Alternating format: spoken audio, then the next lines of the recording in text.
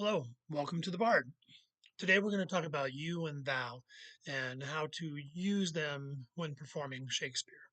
Now, don't worry, I'm not going to do a video on every aspect of you and thou.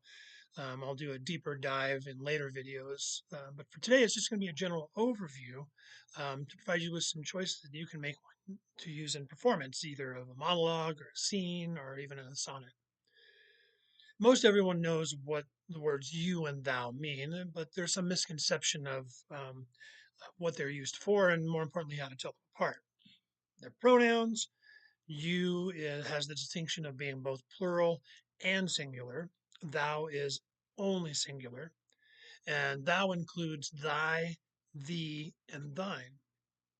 But what's the difference? You say, well, why are there two? Well, those of you that have studied other languages, most notably French and Spanish and German, um, know that there are formal and informal pronouns, formal and informal modes of speech. English used to have it, but they don't anymore. And those formal and informal modes of speech were, and formal and informal pronouns were you and thou. Now, where people kind of get mixed up is that they don't realize that you is the formal speech and thou is the informal speech. Wait a minute, you say, that doesn't make sense. I see thou in formal speech, and I see that in the Bible a lot. Yes, thanks to the King James Bible, thou is associated with biblical literature, and there's really nothing more formal, I would assume, than having a conversation with God. But the reason for that is that when the early English translators of the Bible, which was about 100 years before the King James Version came out, um, they made the decision to use thou, the singular pronoun, so that there was no danger of God being put on the same level as anybody else, because you could be plural. And they didn't want to run the risk of God having an equal plane with anybody or everybody. So there you go. Great, you say. So what am I supposed to do about that? Well, remember, the people in Shakespeare's time knew how to speak with formal and informal modes of address. Shakespeare would have learned that in his all too famous grammar school at Stratford upon Avon. Shakespeare's audience also would have understood those words when they heard them and would know the social cues and context in which the formal and informal modes would have been used. So, as an actor, those are important clues for you. Thou is informal, and it would have been used in informal settings, characters that are familiar with each other, have an informal relationship, or perhaps have an intimate relationship. Those were times when the informal thou would be used. You, on the other hand, was formal, strict, definitely identified status. If you used the formal you were acknowledging that respect for the status. And that's not to say that high status characters, kings and queens, only spoke with formal pronouns when speaking to each other, and they didn't. On the contrary, there are many examples of kings and queens, lords and ladies speaking to each other with thou and thy, and not in formal you. Now, you'll find many times in Shakespeare where the characters are using these formal modes of address or informal modes as a means to insult each other. Most of the time, it's the using the formal modes of address as a term of derision or disrespect. In fact, we still do that today, right? We use formal speech as a way to signify disrespect. Well, Mr. Wynne, it seems as though your knowledge of driving a car is not as great as your knowledge of Shakespeare. It's definitely using formal speech, but in a very disrespectful and derisive manner.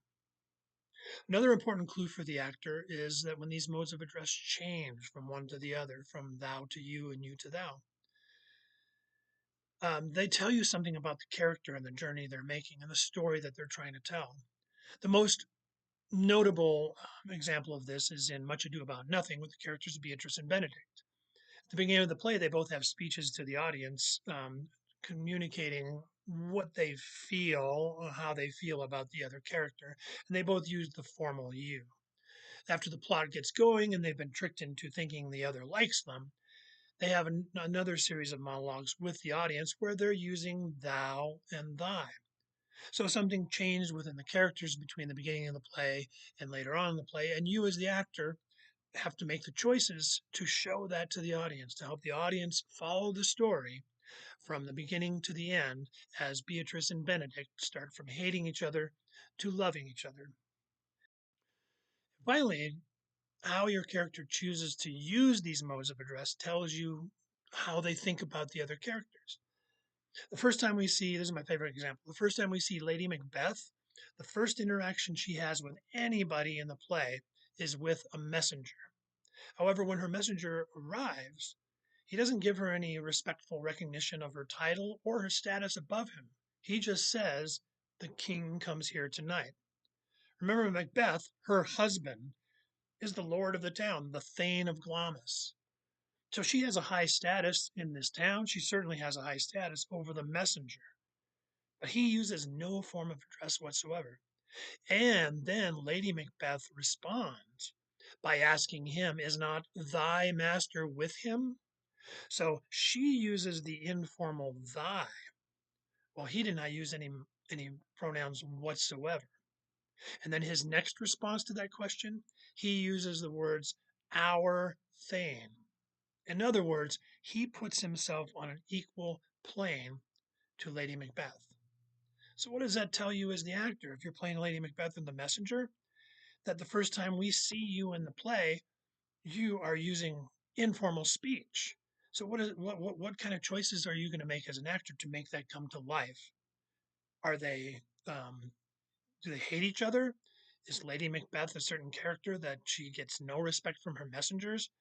Are they intimately familiar with one another?